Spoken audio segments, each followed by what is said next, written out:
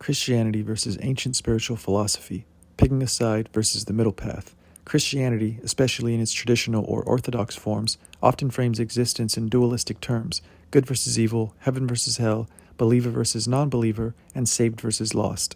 You're told to choose a side, accept Jesus Christ as your Lord and Savior and Creator, or face eternal punishment. There's often no spiritual middle ground. It's a black and white worldview based on obedience, belief, and exclusivity. No one comes to the Father except through me, John 14:6. This verse is commonly used to affirm that salvation comes only through Jesus. In contrast, ancient spiritual philosophies, especially from Eastern traditions like Buddhism, Taoism, and even pre-Christian mystery schools, taught the middle path, balance between extremes, union of opposites, yin and yang, light and dark, personal inner work over external allegiance, integration, not division. For example, the Buddha said the middle path leads to insight, to wisdom, and to liberation.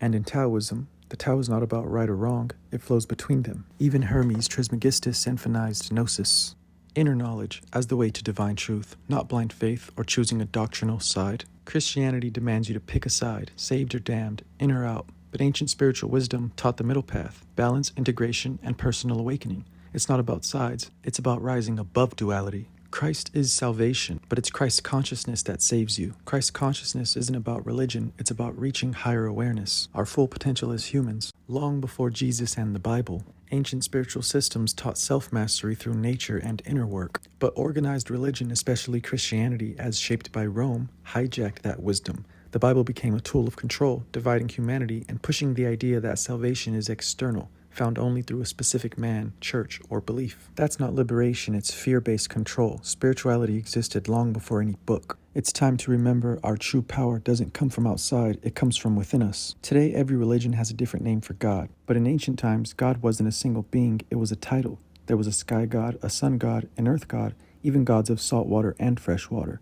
Our ancestors didn't see creation as something with a beginning and end. They understood what modern science confirms today. Energy can't be created or destroyed. That means existence is eternal. It just transforms.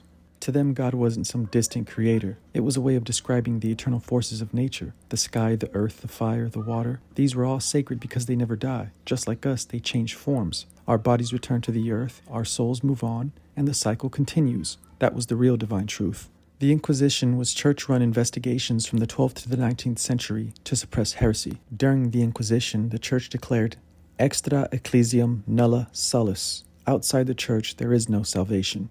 This means that salvation was seen as impossible without submission to the church's authority. It wasn't just about belief, it was about control. Many ancient spiritual traditions were suppressed under this doctrine, but long before organized religion, humanity had its own sacred ways of connecting with the divine, rooted in nature, wisdom, and inner work. There was multiple inquisitions over time, not just one event. Each inquisition operated differently, but shared the goal of maintaining religious orthodoxy, often through interrogation, censorship, and punishment.